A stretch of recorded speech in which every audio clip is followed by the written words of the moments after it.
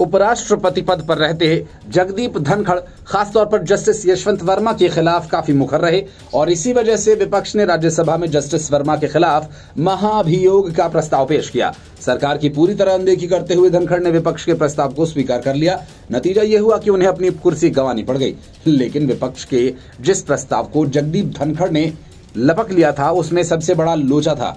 नतीजा यह हुआ कि राज्यसभा से विपक्ष का प्रस्ताव खारिज हो गया और ये पूरा घटनाक्रम जगदीप धनखड़ के लिए किसी झटके से कम नहीं। जगदीप धनखड़ ने 21 जुलाई को उपराष्ट्रपति पद से इस्तीफा दिया। उन्होंने सेहत का हवाला दिया, मगर हकीकत जस्टिस यशवंत वर्मा के खिलाफ महाभियोग वाले विपक्ष के प्रस्ताव जिसे स्वीकार करके उन्होंने अपनी कुर्सी गंवाई। मानसून सत्र के पहले दिन राज्यसभा में जगदीप धनखड़ ने जस्टिस वर्मा के खिलाफ महाभियोग पर विपक्ष के नोटिस को स्वीकार कर लिया, जबकि सरकार चाहती थी कि जस्टिस वर्मा पर उसका प्रस्ताव लोकसभा में पहले पेश हो, क्योंकि जांच कमेटी की रिपोर्ट सुप्रीम कोर्ट ने राष्ट्रपति, प्रधानमंत्री और लोकसभा अध्यक्ष को दी थी, राज्यसभा को नहीं।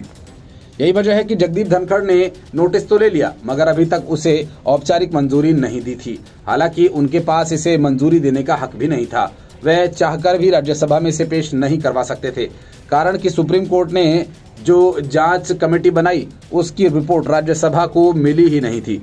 जस्टिस यशवंत वर्मा कैश कांड पर सुप्रीम कोर्ट ने 3 जजेस की एक इंक्वायरी कमेटी बनाई थी और उसने एक रिपोर्ट तैयार की। वो रिपोर्ट लोकसभा स्पीकर को सौंपी गई थी। राज्यसभा के सभापति को वो रिपोर्ट मिली ही नहीं थी। ऐसे में तकनीकी तौर पर जस्टिस वर्मा के खिलाफ महाभियोग वाला नोटिस केवल लोकसभा में ही पेश हो सकता था, राज्यसभा में नहीं। मगर इस बात से अनजान जगदीप धनखड़ ने विपक्षी सांसदों के हस्ताक्षर वाले नोटिस को तो ले लिया था, मगर वह राज्यसभा में मंजूर नहीं करा पाते। यही वजह है कि अब राज्यसभा से विपक्ष के महाभियोग वाले प्रस्ताव को ठुकरा दिया गया। सूत्रों का कहना है कि ये जस्टिस वर्मा पर विपक्ष का प्रस्ताव राज्यसभा में कभी औपचारिक रूप से स्वीकार ही नहीं किया गया था। जगदीप धनखड़ ने केवल लिया था, अगला कदम औपचारिक रूप से स्वीकार करने का था, मगर उससे पहले ही उन्होंने इस्तीफा दे दिया। इससे पहले खुद तत्कालीन उपराष्ट्रपति जगदीप धनखड़ ने 21 जुलाई को केवल विपक्ष का नोटिस मिलने की सूचना दी थी। इसके बाद ही सरकार से उनकी ठन गई और इसके बाद धनखड़ ने उसी रात को अचानक अपने पद से इस्तीफा दे दिया। अब साफ है कि जस्टिस यशवंत वर्मा को हटाने के लिए कार्यवाही पहले लोकसभा में शुरू की जाएगी।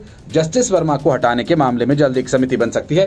लोकसभा अध्यक्ष ओम बिरला न्यायमूर्ति यशवंत वर्मा पर जांच के लिए 3 सदस्यीय कमेटी का गठन कर सकते हैं। सुप्रीम कोर्ट की रिपोर्ट अब तक सार्वजनिक नहीं हुई है। माना यह जा रहा है कि इसी मानसून सत्र में ऑपरेशन सिंदूर के बाद जस्टिस वर्मा पर सरकार नोटिस को लोकसभा में पेश करेगी।